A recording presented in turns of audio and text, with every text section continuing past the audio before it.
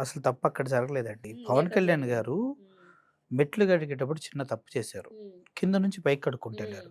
దానివల్ల ఛార్జ్ షీట్‌లో పేర్లు మారుంటాయి. మారుంటాయి. అంతే. పైనుంచి కిందకి కడిగితే కడిగితే బాగుండేదేమో. బావుండు. ఇప్పుడు కడగమనండి. ఇంటింటికెళ్ళి పైనుంచి అంతే. ప్రజల్ని మోసం చేశారు. ఆ! వైఎస్ఆర్‌సీపీని గాదు మోసం చేసింది. ఆ!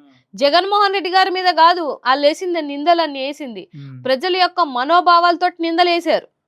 మీకు అర్థమవుతుందా పాయింటి? భక్తుల పనం. భక్తుల మనోభావాలతోటి ఆటలాడారు వీళ్ళు. నిజంగానే తప్పు జరిగితే భక్తులు కంప్లెయింట్ ఇచ్చేవాళ్ళు గదా! అవును. ఎన్ని కంప్లెయింట్‌లొచ్చాయి గత 5 ఏళ్లలో? ఎన్నిచ్చాయి హ్మ్. సార్? ఇలాగా లేవు గత రాలేదు. 5 సంవత్సరాలలో ప్ర పంచే ప్రసాదంలో ఎలుకలు దొరికాయా? గత 5 సంవత్సరాలలో గోపురాలెక్కి తాగుబోతులందరూ తందనాలాడారా? హ్మ్. గత 5 సంవత్సరాలలో ప్రసాదం పీతలు దొరికాయా? దొరికాయా? ఆ! లేపోతే గత 5 సంవత్సరాలలో వీళ్ళు చేస్తున్నట్టు అడ్డగోలుగా ఏమన్నా ఏ ఇష్యూ అన్నా చేశారా జగన్మోహన్ రెడ్డి గారు? మీ నాలు హయాంలో జరుగుతున్నాయి ఇంతలావున. 4 రోజుల క్రితం ఇవాళ కూడా ఇప్పుడు సిట్టు కూడా అసలు సంబంధం లేదు. ఏ కొవ్వు కలపలేదని చెప్పారు. మరి మీరు ఎంత బాధ్యతాయుతంగా ఉండి చేశారా ఇయన్నీ?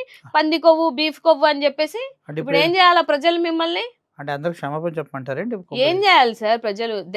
జనాలకి గాదు వెంకటేశ్వర స్వామితో పెట్టుకుంటే ఆ కథ వేరుంటది. అది హ్మ్. వీళ్ళకి రాబో రోజులలో డెఫినిట్‌గా తెలుస్తది. హ్మ్. కాస్తన్నా ఈ పవన్ కళ్యాణ్ అన్న రియలైజ్ అయిపోయి మెట్లన్నా కడిగాడు. హ్మ్. ఇంగ అస్సలు కూడా రియలైజ్ అవ్వకుండా ఉండగానే ఇన్ని పచ్చి అబద్దాలాడితే, మీరుండగానే మీ హయాంలోనే సిట్టా ఏమి కలవలేదు అన్నదంటే అర్థం ఏంటిది? హ్మ్. ఇవాళ రాష్ట్రంలో ఉన్న ప్రజలకి అర్థం అవ్వదా సార్? అర్థమవుతుందిలే. రాజకీయం చెయ్యండి. రాజకీయం చేసే పద్ధతి ఒకటుంటది. హ్మ్. ఇంత చిల్లర రాజకీయాలు, నీచ రాజకీయాలు చేయకూడదు. హ్మ్. అది నేను చెప్పేది.